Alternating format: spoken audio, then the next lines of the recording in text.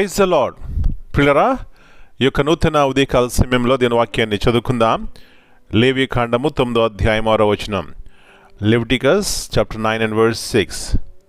మోషే, మీరు చేయవలనని యెహోవా ఆజ్ఞాపించినది ఇదే, అట్లు చేయుడి, అప్పుడు యెహోవా మహిమ మీకు కనబడును. And Moses said, this is the thing which the Lord commanded that ye should do, and the glory of the Lord shall appear unto you. యేసు ప్రభువారి అతి శ్రేష్టమైన నామంలో పిల్లరా మీ అందరికీ శుభములు తెలియజేస్తున్నాను. మరి యొక్క ఉదయకాల సమయమున దేవుని యొక్క మాటలు వింటూ ఆత్మీయంగా మనం బలం పొందడానికి దేవుడు మనకు సహాయపడుతున్నారు. దాన్ని బట్టి మనం దేవునికి కృతజ్ఞతాస్తుతులు చెల్లించుకుందాం.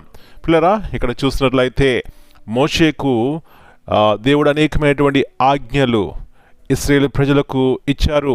గల కారణం ఏమిటంటే వారు ఆత్మీయంగా శారీరకంగా మేలు పొందాలని. అంటే పిల్లరా, దేవుని యొక్క ఆజ్ఞకి ఎప్పుడైతే లోబడతామో దానిలో దీవెన ఉన్నది, ఆశీర్వాదం ఉన్నది, శాంతి సమాధానం ఉంది. ఇక్కడ యెహోవా మహిమ మీకు కనబడును. ఎప్పుడు కనబడుతుంది దేవుని యొక్క మహిమ? ఎప్పుడైతే ఆయన యొక్క మాటకు లోబడతామో పిల్లరా, దేవుని మహిమను మనం చూస్తాం.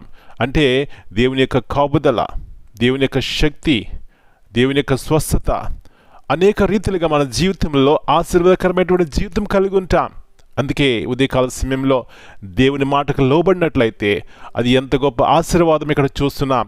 ఎప్పుడైతే వారు ఆ విధంగా దేవునికి లోబడ్డారో పిల్లరా, ఏం చేస్తున్నారంటే చివరి వచనంలో 24వ వచనంలో యెహోవా సన్నిధి నుండి అగ్ని బయలు వెళ్ళి అని ఉంది. అక్కడ ప్రజలందరూ దాన్ని చూచి ఉత్సాహధ్వని చేసి సాగిలపడిరి.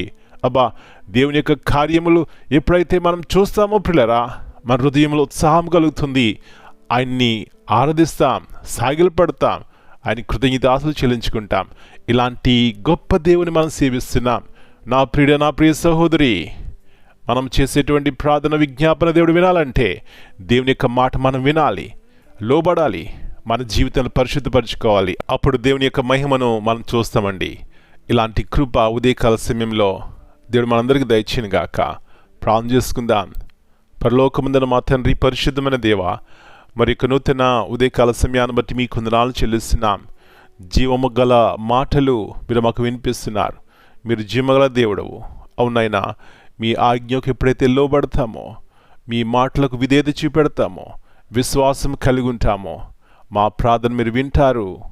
వెంటనే వ్యక్తిగత జీవితంలో, కుటుంబాల్లో తగిన సమయంలో మేము జవాబు చూస్తాం. అది ఏదైనప్పటికీ కూడా, అది వ్యక్తిగతంగా కుటుంబపరంగా అయినప్పటికీ ప్రభువా మీరు కార్యం చేస్తారు. కాబట్టి విశ్వాసంతో ఈ యొక్క గొప్ప స్వాస్యాన్ని మా ప్రతి ఒక్కరం పొందుకోవడానికి సహాయం ఇచ్చేయండి. అయితే కొన్నిసార్లు మా యొక్క పాపము, మా యొక్క అవిశ్వాసము, మా యొక్క అవిధేయత మీ యొక్క కార్యములకు అడ్డుబండగా ఉండొచ్చు. కాబట్టి దాన్ని ఒప్పుకొని విడిచిపెట్టినప్పుడు కనికరం పొందుకుంటాం, మేలు పొందుకుంటాం, శాంతి సమాధానం పొందుకుంటాం. ఇలాంటి కృపను మా అందరికీ దయచేయండి. ప్రభువా, ఎవరైతే అనారోగ్యంగా ఉన్నారో ప్రభువా ముట్టండి, బాగు చేయండి. ఎవరైతే ఆయా రీతిలుగా వివాహముల కొరకు ఎదురు చూస్తున్నారో తగిన సమయంలో వారికి భాగస్వామ్యులు దయచేయండి. ఫైనాన్షియల్ ఇష్యూస్తో బాధపడుతున్నారో దర్శించండి ప్రభువా, మీ కృపను దయచేయండి. తగిన రీతిగా కుటుంబాలు కట్టండి. శాంతి సమాధానం లేకుండా బాధపడుతున్నారో పిరిగితనంతోను ప్రభువా, ఆయా రీతిలుగా హృదయాల్లో కృంగి ఉన్నారో దర్శించండి ప్రభువా, లేవనెత్తండి, బలపరచండి. మీరే సమర్థుడవు ప్రభువా. మా యొక్క జీవితాలను చక్కబడడానికి, మమ్మల్ని బలపరచడానికి, మమ్మల్ని లేవనెత్తడానికి కృతజ్ఞతాస్తుతులు చెల్లించుకుంటున్నా. మనం మీ చేతిగా అప్పగించుకుంటూ ఇది మనమంతా మీరు కింద భద్రపరిచిన ఆయన క్షేమము, ఆరోగ్యము ప్రతి కుటుంబంలో వ్యక్తిగతంగా దయచేయమని యేసయ్య అతి పరిశుద్ధమైన ఘనమైన నామమును బట్టి ప్రార్థన చేస్తున్నాను తండ్రి. Amen. God bless you all.